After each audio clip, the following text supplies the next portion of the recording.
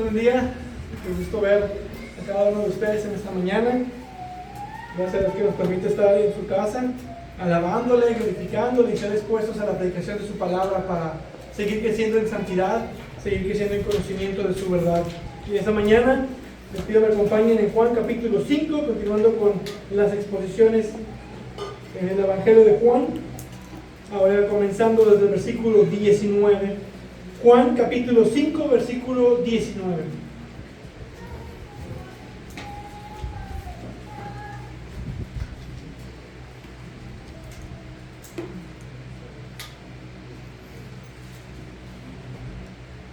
Vamos a estar dando lectura hasta el versículo 29. En esta mañana se será la porción y dice la palabra de Dios: por eso Jesús les decía, en verdad les digo que el Hijo no puede hacer nada por su cuenta, sino lo que ve hacer el Padre, porque todo lo que hace el Padre, eso también hace el Hijo de igual manera. Pues el Padre ama al Hijo y le muestra todo lo que él mismo hace, y obras mayores que estas les mostrará, para que ustedes se queden asombrados. Porque así como el Padre levanta a los muertos y les da vida, así mismo el Hijo también da vida a los que él quiere. Porque ni aun el Padre juzga a nadie, sino que todo juicio se lo ha confiado al Hijo, para que todos honren al Hijo, así como honran al Padre. El que no honra al Hijo, no honra al Padre que lo envió. En verdad les digo, el que oye mi palabra y cree que me envió, tiene vida eterna, y no viene a condenación, sino que ha pasado de muerte a vida. En verdad les digo que viene la hora, y ahora es, cuando los muertos oirán la voz del Hijo de Dios, y los que oigan vivirán. Porque como el Padre tiene vida en él mismo, así también le dio al Hijo el tener vida en él mismo, y le dio autoridad para ejecutar juicio, porque Él es el Hijo del Hombre. No se queden asombrados de esto, porque viene la hora en que todos los que están en los sepulcros oirán su voz, y saldrán los que hicieron lo bueno a resurrección de vida, y los que practicaron lo malo a resurrección de juicio. Vamos a orar. Padre Dios eterno, gracias te damos por tu grande misericordia y por tu verdad, en el cual esta mañana nos exponemos en este texto. Te pido que tu Espíritu Santo hable a nuestras mentes, a nuestros corazones, nos confronte, nos haga ver la realidad de que tú le has dado toda autoridad a tu Hijo. Y es en Jesucristo que todo es cumplido, que todo tiene sentido. Es en Cristo en el cual encontramos no solamente nuestro mayor gozo, nuestra única salvación, porque tú le has dado toda autoridad a Él. Enséñanos esto a través de este pasaje, lo pedimos en el nombre de Cristo. Amén. En 1945, al finalizar la Segunda Guerra Mundial, los principales líderes nazis fueron llevados ante el tribunal de Nuremberg. Durante años, ellos habían ejercido enorme poder sobre millones de personas. Habían dictado leyes, dado órdenes y tomado decisiones que afectaron a naciones enteras. Sin embargo, llegó el día en el que ellos mismos tuvieron que compadecer ante una autoridad mayor. Ya no estaban sentados en posiciones de poder, ahora debían de responder ante un juez. Históricamente podemos observar que la humanidad reconoce la importancia de la autoridad. Sabemos que ciertas decisiones solo pueden ser tomadas por quienes poseen el derecho y la capacidad de hacerlo. Y cuanto más grande es la autoridad, mayores son las responsabilidades y las consecuencias de sus decisiones. Desde los padres, los pastores, los jefes, los que han sido puestos en eminencia, los gobernantes, todos con autoridad eventualmente rendirán cuentas a Dios, el juez supremo. En este pasaje encontramos una de las declaraciones más sorprendentes de Jesús acerca de su propia autoridad.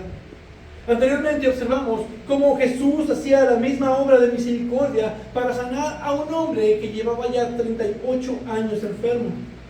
Una obra divina que se hacía por medio de un ángel que descendía a mover el agua del estanque para sanar. Ahora, esa misma obra divina es ejecutada por el Hijo directamente. Y esto causó conflicto con los líderes religiosos. Ahora el texto dice aquí, los judíos. Pero Juan usa esa expresión para referirse principalmente a los fariseos, porque es verdad que religiosamente los fariseos representaban a los judíos. Y después de sanar aquí al paralítico en el estanque de Betesda, los líderes religiosos judíos comenzaron a perseguir a Jesús. Pero el conflicto no surgió únicamente por la sanidad realizada en sábado. Según Juan 5:18, procuraban matarlo porque llamaba a Dios su propio Padre, haciéndose igual a Dios. Los líderes judíos entendieron perfectamente lo que Jesús estaba afirmando. En el pensamiento judío, ciertas obras pertenecían exclusivamente a Dios. Solo Dios puede dar vida. Solo Dios puede juzgar al mundo. Solo Dios tiene autoridad absoluta sobre el destino eterno de los hombres. Lo que sigue en nuestro pasaje es la aclaración que Jesús hace acerca de esta afirmación. De que no solamente hace las obras del Padre por ser el Hijo de Dios, sino que también tiene la autoridad del Padre para hacer eso y más. Lejos de retractarse, justificarse o defenderse, declara que posee las mismas prerrogativas divinas, confirmando que lo que acaba de decir es verdad y congruente con la realidad. Él actúa en perfecta unidad con el Padre. Tiene autoridad para dar vida a los muertos y será el juez de toda la humanidad en el día final. En este pasaje veremos la autoridad de Cristo. No es la de un profeta, la de un maestro o un reformador religioso. Es la autoridad del Hijo eterno de Dios, a quien el Padre le ha confiado la vida y el juicio. Y ahí entra nuestro primer punto, versículo 19. Por eso Jesús les decía: en verdad les digo que el Hijo no puede hacer nada por su cuenta. Jesús responde a la acusación de los judíos después de sanar al paralítico en sábado y de llamar a Dios su propio Padre.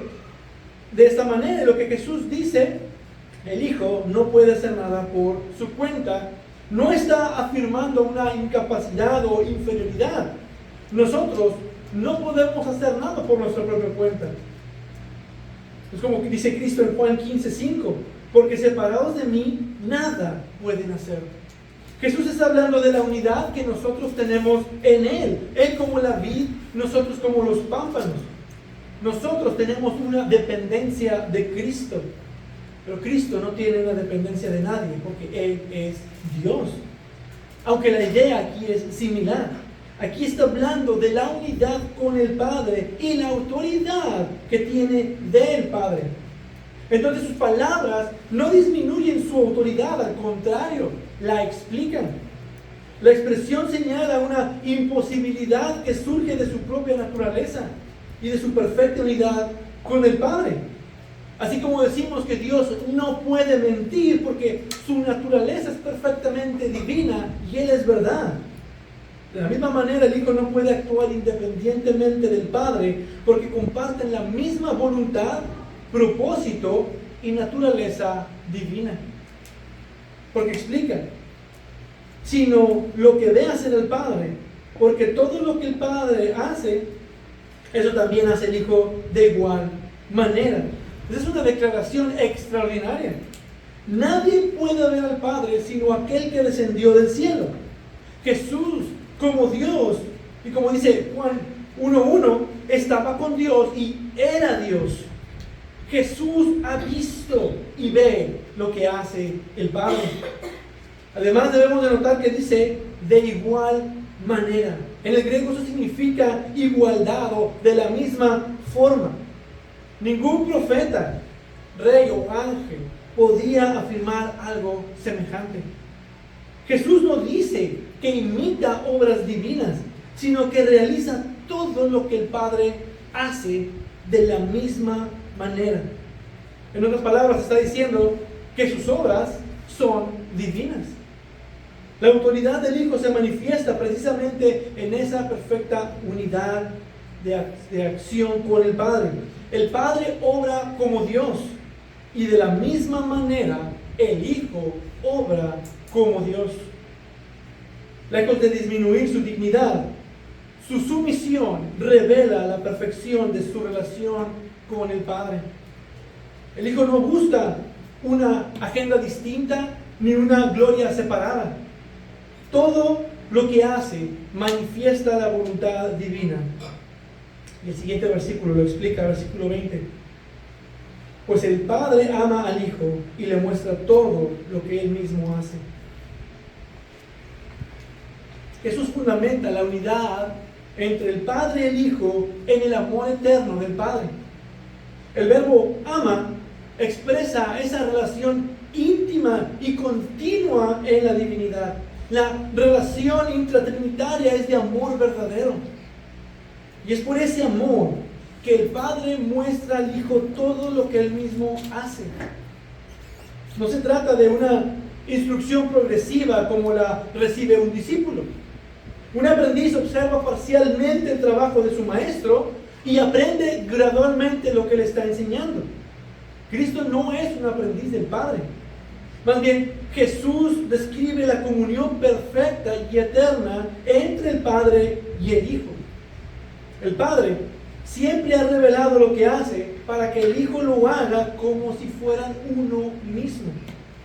Él conoce plenamente las obras divinas porque participa eternamente en la comunión y en la gloria del Padre.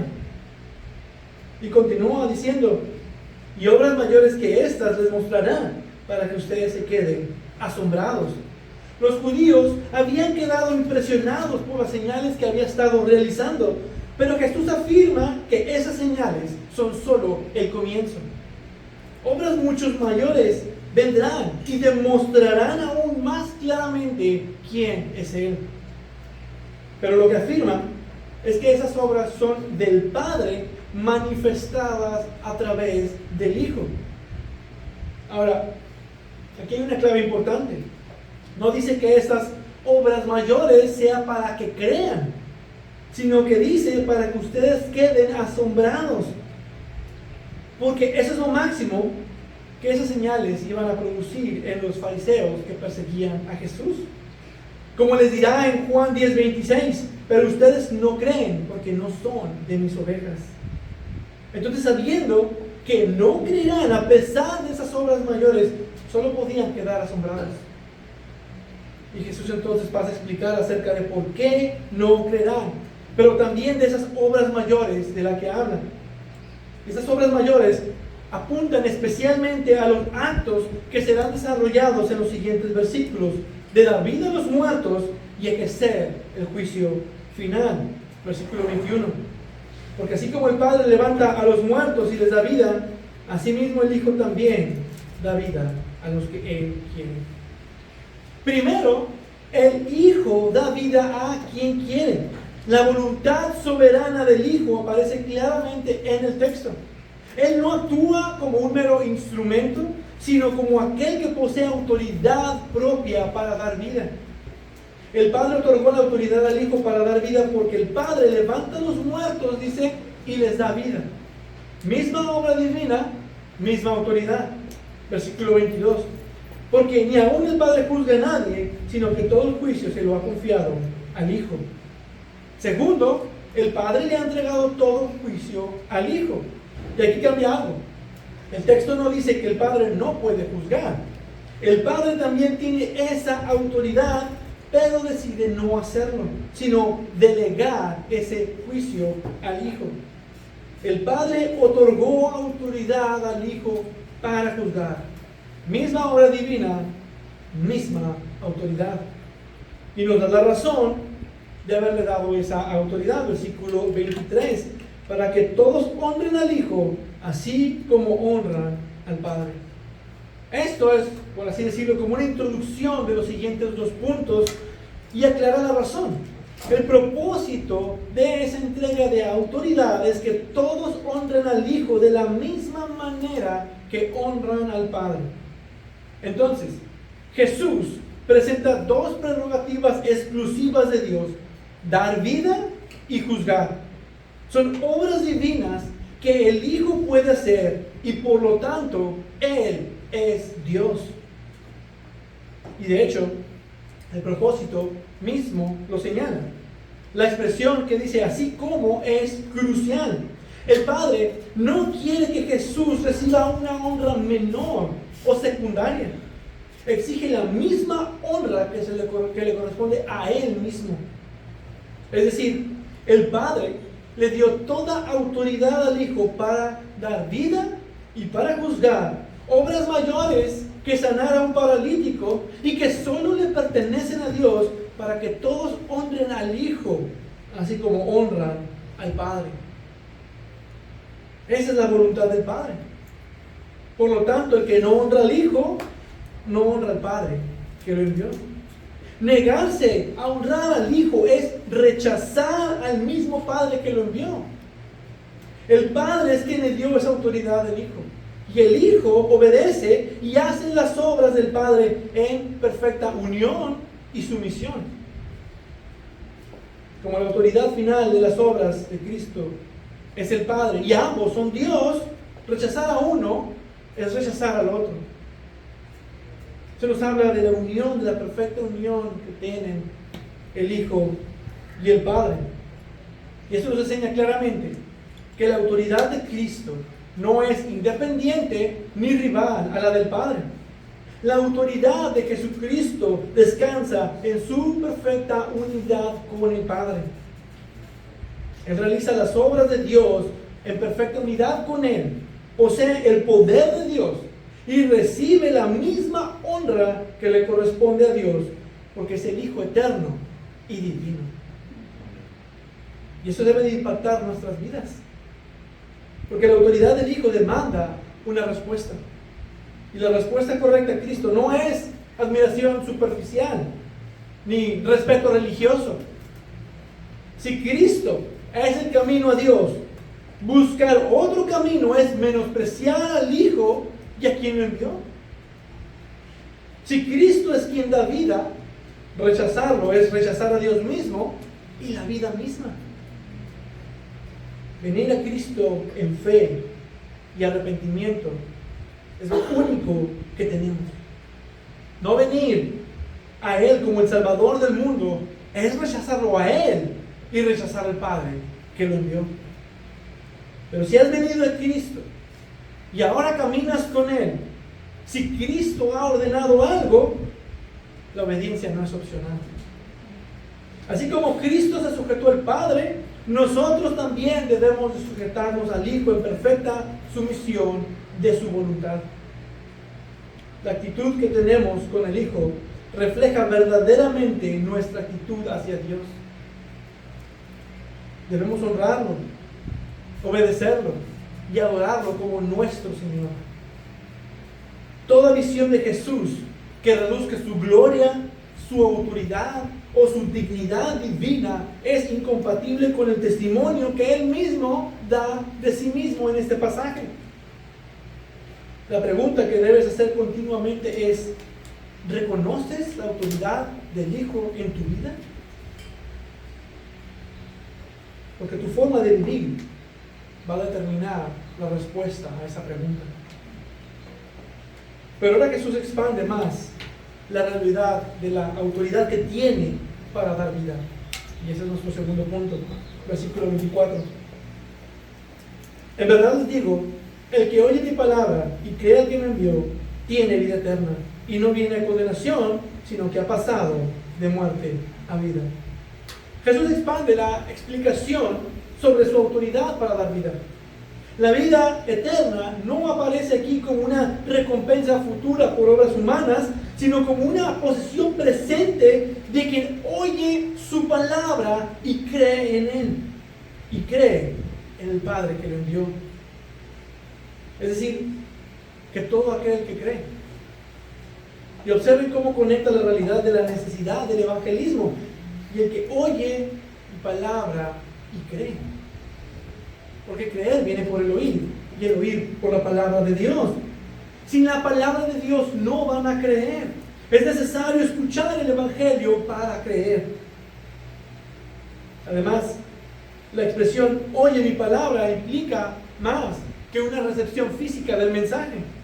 Muchos van a escuchar y recibir el mensaje. A muchos les va a parecer bonito el mensaje, les va a parecer apropiado para ese momento de su vida.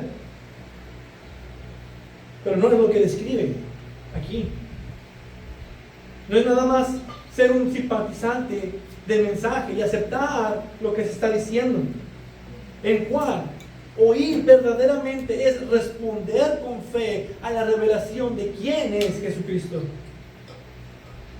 Por eso Jesús une el oír con el creer. La fe es el medio por el cual el pecador recibe la vida que el Hijo otorga. Y vemos un solo resultado en tres perspectivas distintas. Primero dice que tiene vida eterna.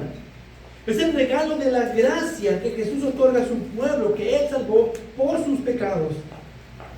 Y por lo tanto, al tener vida, no viene a condenación.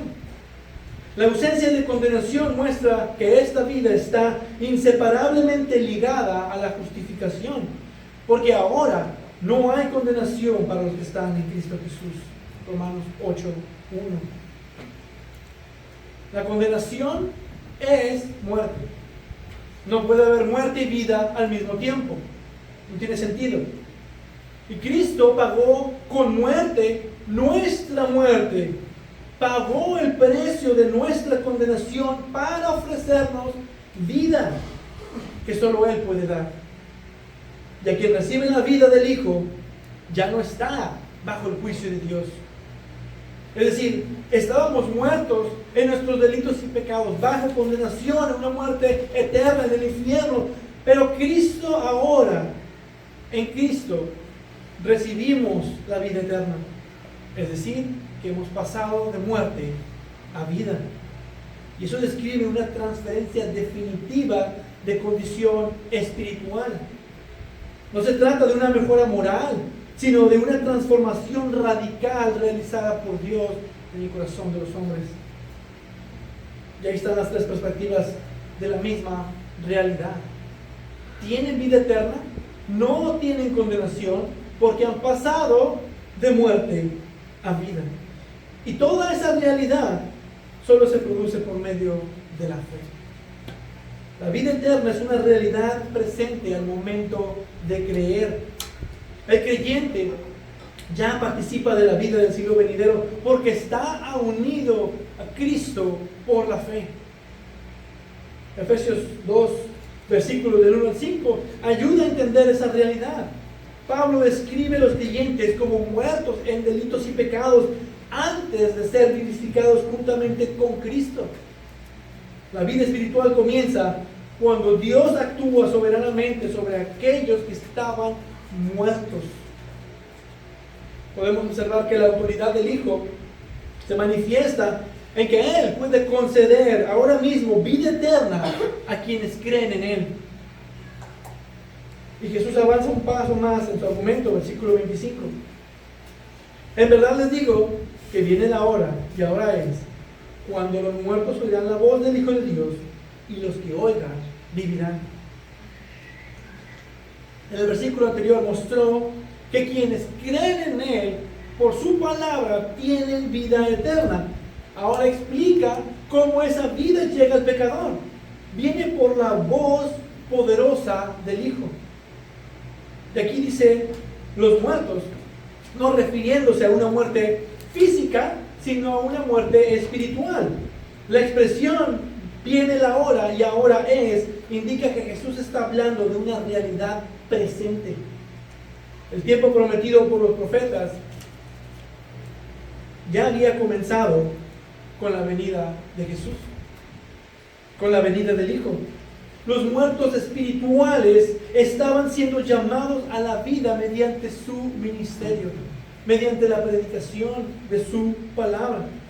Ahora la pregunta es, ¿cómo es que un muerto puede oír? Pues no puede. Necesita haber una obra antes que Juan ya explicó en la plática con Nicodemo en el capítulo 3. Los muertos aquí representan a hombres y mujeres separados de Dios por el pecado. Aquellos que aún están bajo condenación de muerte. Muertos espiritualmente en sus delitos y pecados.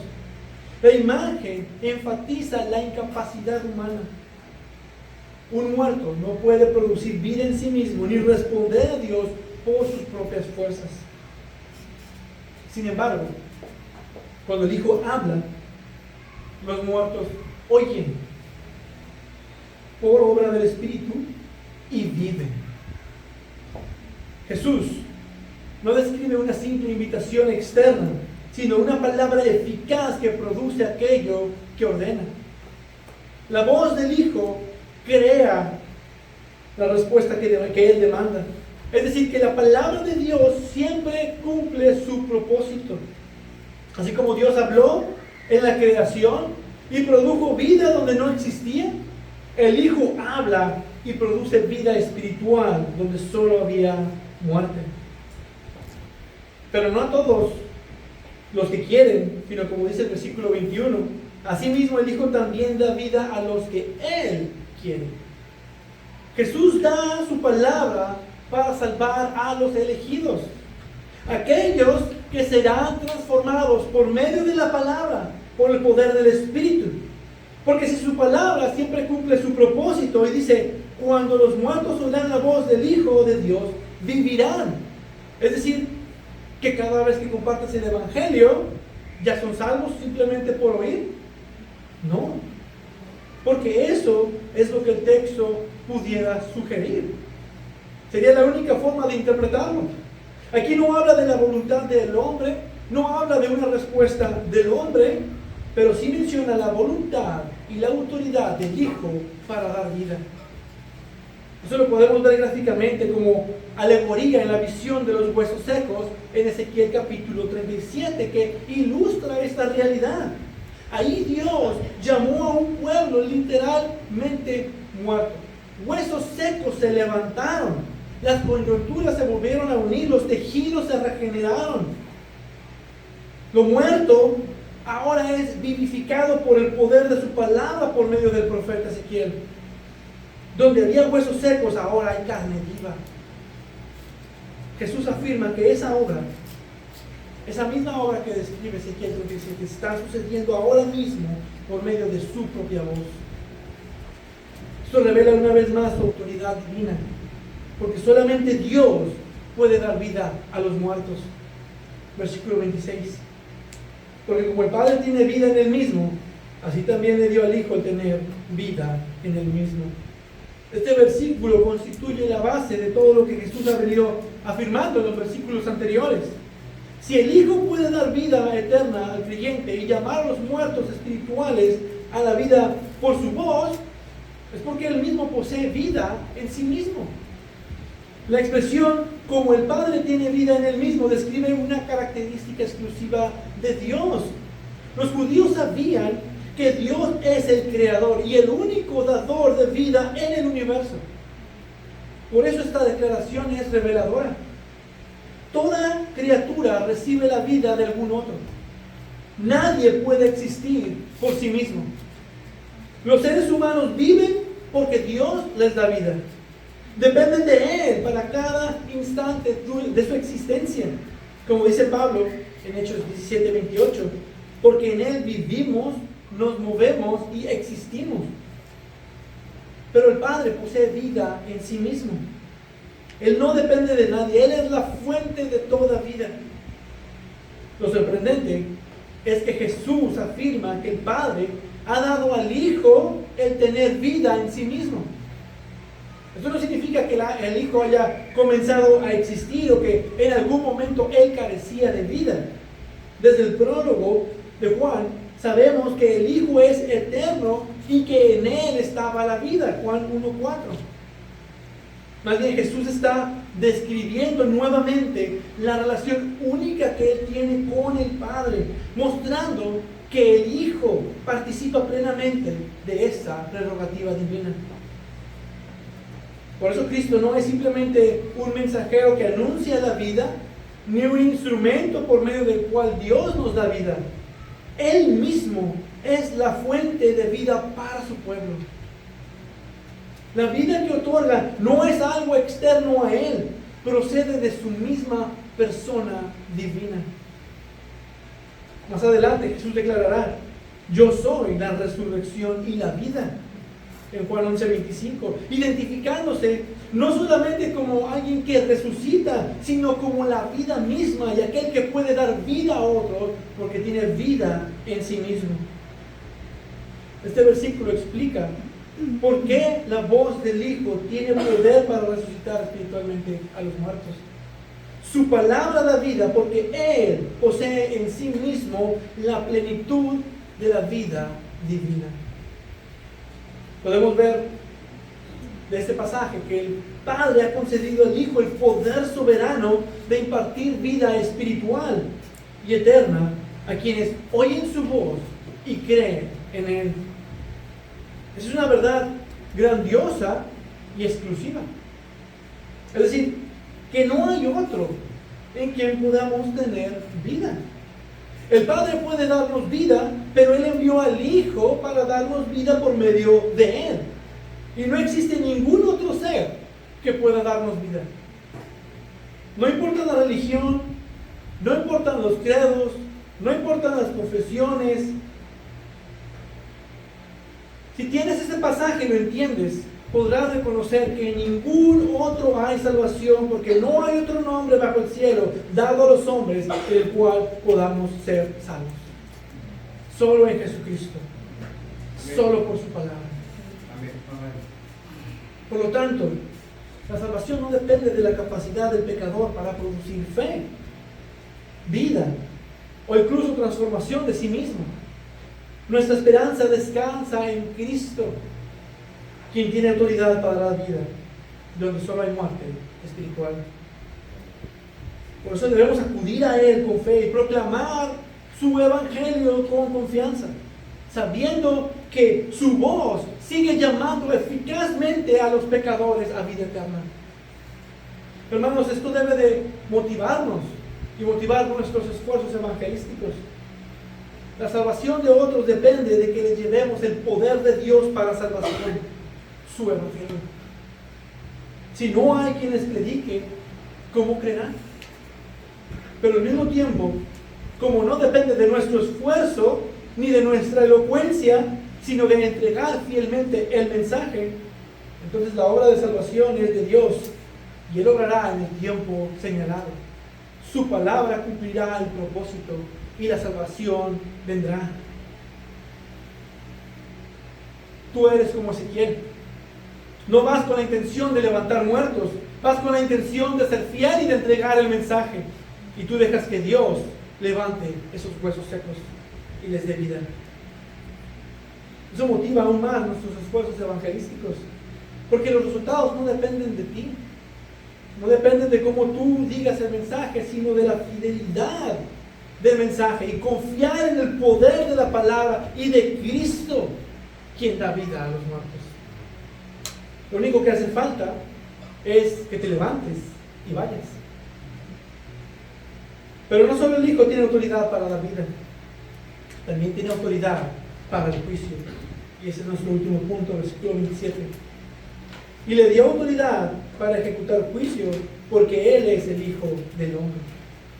Después de mostrar que el Hijo tiene autoridad para dar vida, Jesús presenta otra prerrogativa que le pertenece a Dios: el juicio final. El Padre ha entregado al Hijo la autoridad para ejecutar juicio sobre toda la humanidad. La expresión aquí le dio autoridad para ejecutar juicio no implica que Cristo careciera de dignidad divina, sino que dentro del plan redentor el Padre ha determinado que el juicio final sea administrado por el Hijo.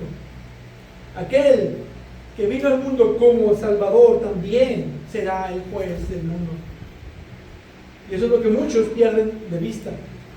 Solo ven a Jesús como un Salvador, alguien que es digno de servir, pero que no condena a nadie. Él no va a juzgar al mundo.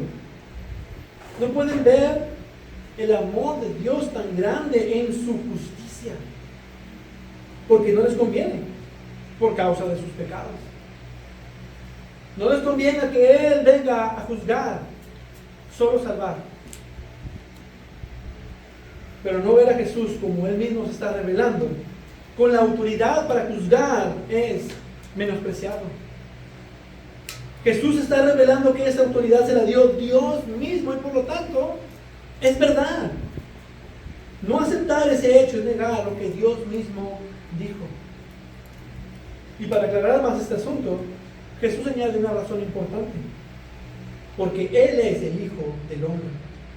Esta expresión no enfatiza simplemente su humanidad, es una referencia a Daniel capítulo 7, versículos 13 y 14, donde el Hijo del Hombre recibe dominio, gloria y un reino eterno que le pertenece al anciano de días y que es de parte del anciano de días, otorgándoselo al Hijo del Hombre.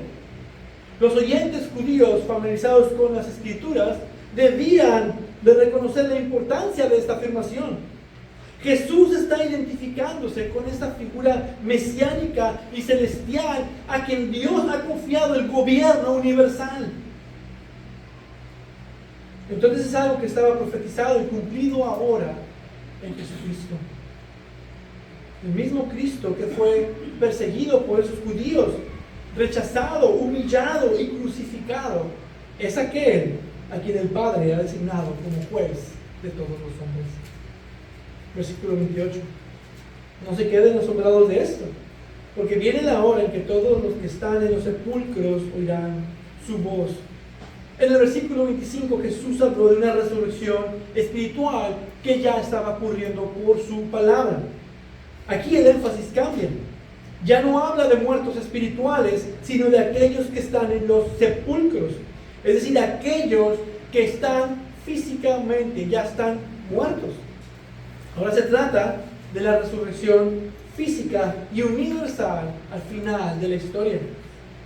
Este texto confirma las dos resurrecciones que vemos en Apocalipsis 20.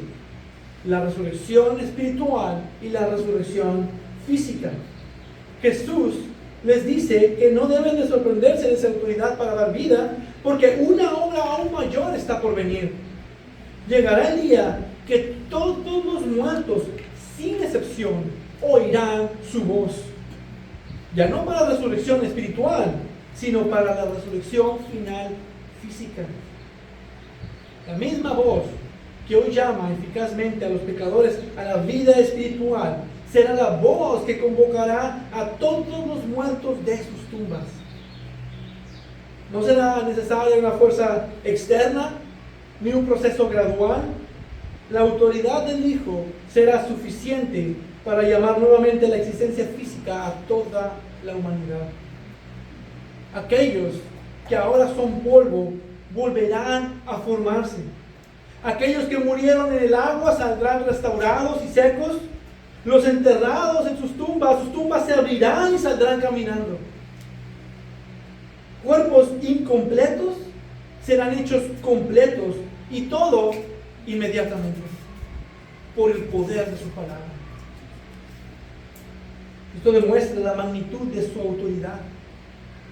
Su palabra, que creó ex nihilo, es decir, de la nada, ahora recreará todo lo que fue a su estado más completo. Ningún ser humano, profeta o ángel, puede convocar a todos los muertos de todas las generaciones, de toda la historia de la redención. Todo ser humano que comenzó a existir, que ha existido y que murió, cuando Jesús diga, hable, todos serán resucitados. Cristo puede hacerlo porque Él posee autoridad absoluta sobre la vida y sobre la muerte. De aquí viene la explicación de una gran diferencia. Sí, todo ser humano va a resucitar de los que estaban muertos, pero no todos con el mismo destino. Versículo 29 dice, y saldrán los que hicieron lo bueno a resurrección de vida, y los que practicaron lo malo a resurrección de juicio. Ahora aquí no está hablando de dos diferentes tipos de resurrecciones, según muchos comentan. Una resurrección particularmente para los buenos y otra resurrección para los malos. Es la misma resurrección, sin embargo, la resurrección universal no significa que va a haber un mismo destino para todos. Jesús enseña que después de la resurrección habrá una división definitiva entre la humanidad. Los que hicieron lo bueno resucitarán para vida. Y aquí Jesús no está enseñando salvación por obras.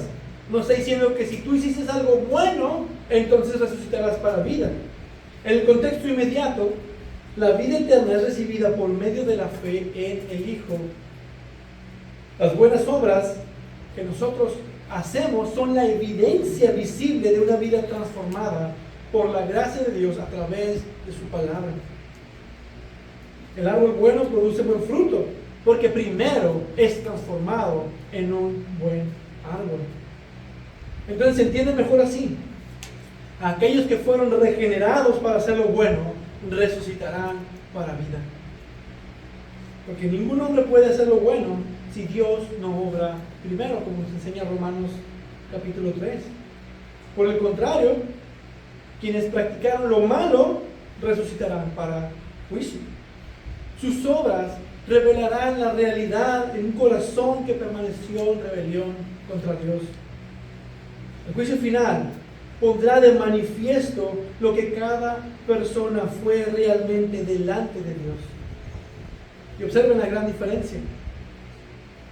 Mis obras me condenan. La obra de Cristo me da vida. Esa es la diferencia que pone el texto. Cristo es quien hace esa diferencia. No son mis obras. Mis obras naturales son hacer lo malo. Pero en Cristo hemos sido hechos nuevos para buenas obras. Entonces Jesús presenta solamente estos dos destinos. No existe una tercera categoría ni una condición intermedia. Toda la humanidad comparecerá ante Cristo y será resucitada para vida o para juicio. La importancia de esa declaración es enorme dentro del argumento del pasaje. Jesús no está reclamando una autoridad limitada sobre Israel o sobre una generación en particular. Está afirmando que el destino eterno de toda la humanidad, de toda la historia, depende de Él. El Hijo no solamente da vida, también determina en juicio el destino de cada ser humano. Entonces, el Padre ha entregado al Hijo toda la autoridad para ejecutar el juicio final. Y el mismo Cristo que hoy ofrece vida ejercerá un día el juicio final universal, donde Cristo resucitará a todos los muertos y determinará el destino eterno de toda la humanidad conforme al propósito de Dios. Cristo ofrece vida por medio del Evangelio, pero también será el juez delante de quien todos comparecerán. Por eso este mensaje nos llama hoy a responder a su voz. Mientras se proclama este Evangelio, mientras se proclama la autoridad del Hijo, Cristo te llama hoy a que creas y te arrepientas. La vida no es para siempre. Mañana te puedes morir. No tardes en entregar tu vida. Hoy es el día en que el Evangelio está siendo predicado, en el que la autoridad del Hijo está siendo manifestada por medio del texto. Responde hoy a la voz de Jesucristo. Hoy se ofrece vida. Después de la muerte solo queda el juicio. Y ya no habrá más oportunidad, solo llanto y crujir de dientes. Obedece a la voz del Hijo y ven clamando por misericordia. ¿Por qué no lo harías? Si Él tiene toda autoridad en los cielos, en la tierra, sobre la vida, sobre la muerte y el juicio. Quienes reciben al Hijo por fe viven con esperanza en la resurrección para vida. Quienes lo rechazan enfrentarán la resurrección para juicio. La autoridad de Cristo demanda no solo admiración, sino arrepentimiento, fe y obediencia. Para terminar, a lo largo de este pasaje, Jesús ha revelado tres grandes aspectos de su autoridad divina. Él actúa en perfecta unidad con el Padre, tiene autoridad para impartir vida eterna a los muertos espirituales y posee autoridad para ejecutar el juicio final sobre toda la humanidad. Para los creyentes, estas verdades son una fuente profunda de seguridad y de esperanza. Nuestra salvación no descansa en la fuerza de nuestra fe, ni en nuestra capacidad para perseverar por nosotros mismos. Descansa únicamente en Cristo, el Hijo eterno de Dios, quien tiene autoridad para dar vida y preservar a aquellos que le pertenecen. Esa autoridad asegura que aquel que comenzó la buena obra en ustedes la terminará. Aquel que nos llamó de muerte a vida por su voz es el mismo que con poder, es el mismo poder de su palabra nos sostendrá hasta el final. Además, el juicio venidero no es motivo de terror para quienes están en Cristo, porque ya no hay ninguna condenación para los que están en Cristo Jesús. El juez se sentará en el tribunal final, ese mismo juez que estará para juzgar a todas las naciones, es el mismo Salvador que derramó su sangre por nuestros pecados, por ti y por mí. Nuestra confianza no está en nuestras obras, sino en la obra perfecta de Cristo en nuestro favor. Pero también, esta nueva vida que tenemos en Cristo se nos ha dado para que andemos en las buenas obras que Dios ha determinado que andemos en obediencia. Porque si Él tiene tal autoridad, como creyentes, no obedecerle es menospreciar esa autoridad e incluso hacerlo a Él mentiroso. Porque decimos que Él tiene tal autoridad sobre la vida, sobre la muerte, sobre el juicio, autoridad en los cielos, en la tierra, mientras la desobedecemos. Él nos ha llamado a una obediencia perfecta. Nos llama a congregarnos, nos llama a amarnos, nos llama a predicar el Evangelio, nos llama a servir en la iglesia, nos llama a adorarle, nos llama a exhortarnos unos a otros, nos llama a orar los unos por los otros. ¿Qué de estas cosas que te manda Dios no estás haciendo? ¿Cómo demuestras con tu vida que el Hijo tiene la autoridad aún en tu vida? ¿Cómo lo demuestras con tu vida? Por eso, mientras esperamos el día en que su voz llame a todos los muertos de los sepulcros, vivamos con confianza, en obediencia y adoración. Sirvamos a Cristo con fidelidad. Proclamemos su evangelio con valentía y descansemos en la certeza de que nuestra vida está en las manos de aquel que tiene la autoridad sobre la vida, sobre la muerte, el juicio y la eternidad. Porque el Hijo hoy nos da vida y es en Él mismo, que un día nosotros también seremos resucitados como Él resucitó. Y Él nos resucitará para estar con Él para siempre. Amén.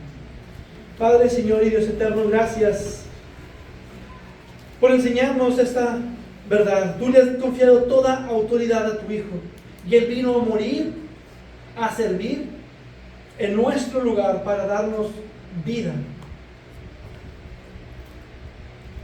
Señor, si hay alguien que ha escuchado este mensaje y no sabe cómo responder, obra en su corazón para que pueda reconocer que Cristo tiene la autoridad para darle vida si creen. Pero también, Señor, los que hemos creído, a veces se nos olvida la realidad de que tu Hijo tiene toda la autoridad en los cielos y en la tierra, de que es el Dios soberano en cuyo manos está todo el control, y en las diferentes situaciones nos presionamos, nos afanamos, nos desviamos de la realidad de tu verdad, desobedecemos, caemos en pecado, ignoramos tu palabra y se nos olvida esta verdad tan sencilla. Cristo tiene toda autoridad y no hay nada que no pase si no es tu voluntad. Grandes y maravillosas promesas se nos has dado en Cristo Jesús, como para ignorar que Él va a cumplir con perfección todo lo que Él ha prometido y Él completará toda obra que Él ha comenzado.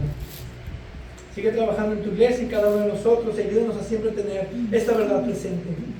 Tu Hijo es el Rey de Reyes y Señor de Señores, y a Él rendimos toda gloria y adoración. Amén y amén.